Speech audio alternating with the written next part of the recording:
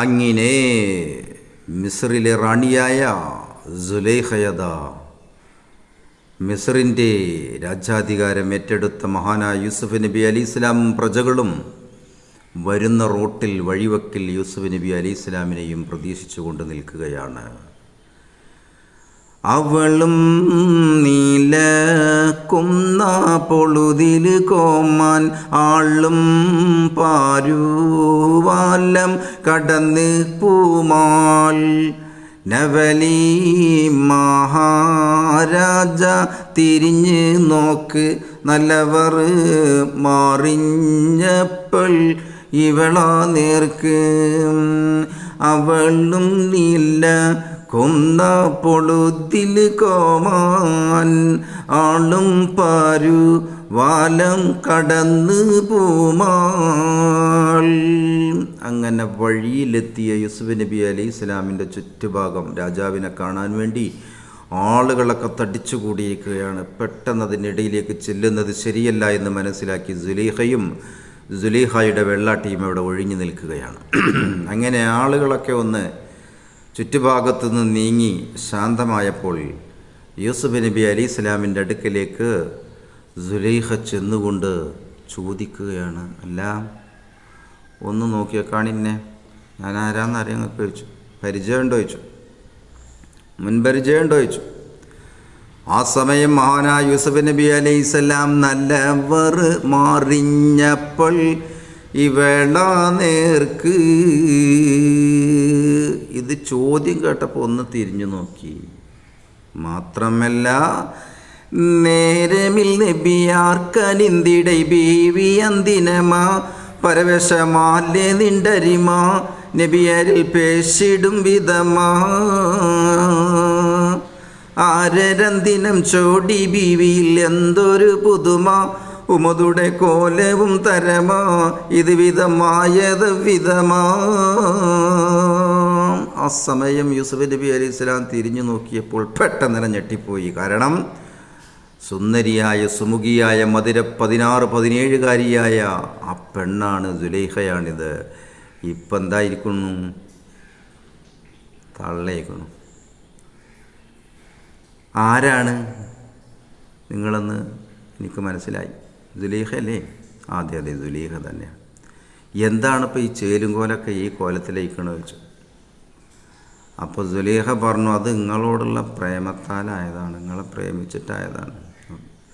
കൂറിനി അമതോട് ആശമികന്ധതിൻ സബബാൽ ഇരവകലുണ്ണുറക്കൊഴിവായി എനതുടെ ഹാലുകൾ മറിവായി കൂറിബി ഉമതോട് ആശമികന്ധതിൻ സബബാൽ ഇരവകലുണ്ണുറക്കൊഴിവായി എനതുടെ ഹാലുകൾ മറിവായി. അങ്ങയോടുള്ള പ്രേമത്താലാണ് എൻ്റെ രാവും പകലുമൊക്കെ ഊണും ഉറക്കമില്ലാതെ അങ്ങയോടുള്ള പ്രേമം കാരണമാണ് ഞാൻ ഈ കോലത്തിലായത്.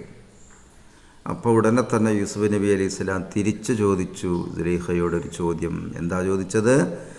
താരുണർ മോളിന്ത് ഇപ്പൾ എപ്പടി ആശയും തരമാ അവളുടെ കൂറി മുൻവിധമാ അതിനിலை മാറ്റാൻ മെൻമനമാ താരുളർ മൊള്ളിന്ത് ഇപ്പൾ എപ്പടി ആശയും തരമാ അവളുടൻ കൂറി മുൻവിധമാ അതിനിலை മാറ്റം മെൻമനമാ. അപ്പം യൂസുഫ് നബി തിരിച്ചു ചോദിച്ചു, അല്ല ഇപ്പം എങ്ങനെയുണ്ട് പ്രേമെന്ന് ചോദിച്ചു.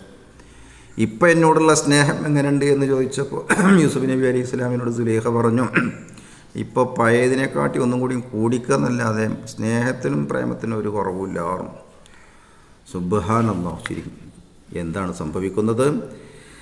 ആറ്റലാളുടൻ ചാറ്റി റഹീമിൽ ഭയപ്പെടും അബുദ പദവിയിൽ രാജനമതാൽ ഇറയവൻ ആക്കിടും അബദ ചാറ്റിടൊക്കെയും വേഗൻ രാജരും ഫൗജും പോയിടലായി അരമന എത്തികേറിടലായി ഉടൻ സുലൈഖായും നേരിടലായി.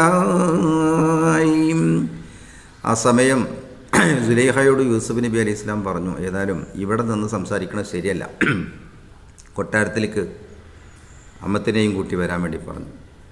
അങ്ങനെ പറഞ്ഞത് പ്രകാരം സുലൈഖ കൊട്ടാരത്തിലേക്ക് ചെന്നു എന്ന് മാത്രമല്ല തോറ്റിടും തടി ആശ പോൽ നട പോർകളകയുമേ അതിനൊരു സാക്ഷി ഞാൻ ഇതമേ ഇത് വിധം കൂവി ബീവിയുമേ.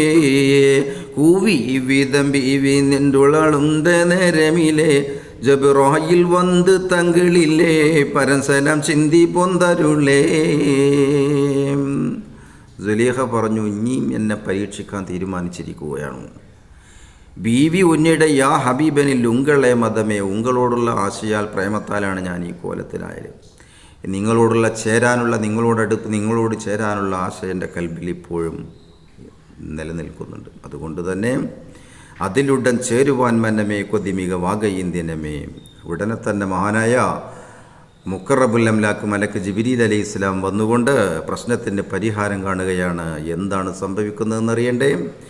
പൂവിയെ ഉമൈ ബേഗമില്ലിണയാക്കുവാനമറോ ഉരിയവനായ ദൈജബറോൽ ഇത് വിധം കൂറിടെ ലഹ്റ. ആവിയുള്ള ഗമ്മേറ്റ് തങ്ങളും ബാനേരിൽ കുവലായി മെളികുരുതായ ഇയവള യതുവിധം ചേർക്കണം നരുളായി. ഇനിയും സുലൈഖയെ പരീക്ഷിക്കാൻ അള്ളാഹു തീരുമാനിച്ചിട്ടില്ല.